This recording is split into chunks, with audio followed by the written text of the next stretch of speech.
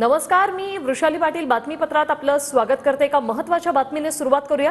शिंदे अजितदादांच्या भेटीनंतर चंद्रशेखर बावनकुळे आता सागर बंगल्यावर। बावनकुळेंकडून रात्री शिंदे तर काही वेळापूर्वी अजितदादांची भेट घेण्यात आली। दोघांच्या भेटीनंतर बावनकुळे फडणवीसांच्या भेटीसाठी सागर बंगल्यावर दाखल झालेले आहेत।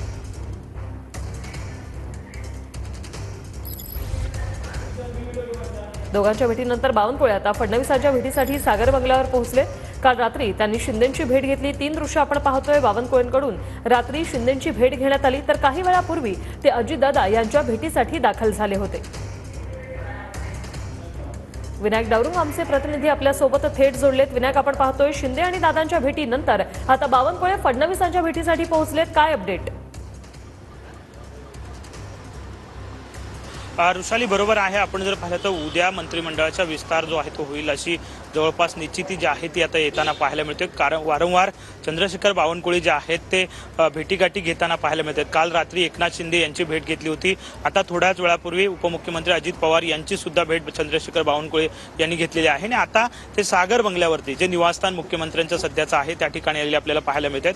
कुठेतरी हा समन्वय जो आहे तो साधला जातो आणि उद्या होणारा राज्य मंत्रिमंडळाचा विस्तार आहे या विस्ताराबाबत जे काही मेसेज एकमेकांना द्यायचे आहेत, जे काही याद्या एकमेकांना द्यायच्या आहेत याबाबतचा हा संपूर्ण ही सगळी चर्चा जी आहे ते सुरू असल्याची माहिती सध्या मिळते। चंद्रशेखर बावनकुळे आता मुख्यमंत्री यांच्या निवासस्थानी आलेले आपल्याला पाहायला मिळतात आणि ज्या पद्धतीनं जवळपास यादीवरची निश्चितता जी आहे ती तिन्ही पक्षांच्या झालेलीची माहिती आता सध्या मिळते आणि उद्या जो आहे तो शपथविधी राजभवनावरती होणार आहे आणि त्याच अनुषंगानं या सगळ्या हालचाली होताना आपल्याला पाहायला मिळतात। ऋषाली, विनायक, असेच जोडलेले रहा। एक महत्त्वाची बातमी समोर येते। भाजपला आता दिल्लीतून मंत्रिपदाच्या यादीची प्रतीक्षा असल्याचं सूत्रांमार्फत कळतंय।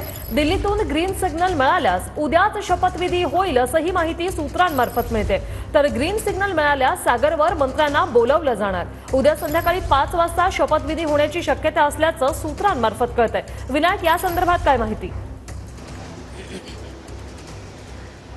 ऋषाली बरोबर आहे। भाजपची यादी जी आहे ती चाचपणी केल्यानंतर वरिष्ठांकडे गेलेली आहे।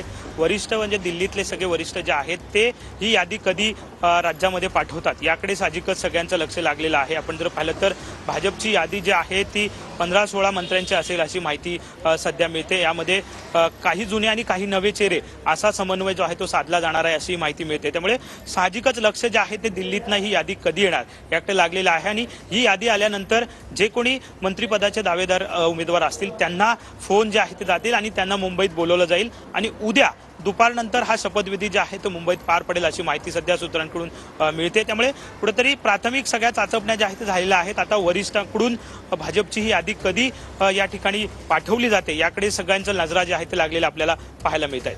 धन्यवाद विनायक, तुम्ही दिलेल्या या सविस्तर माहितीसाठी।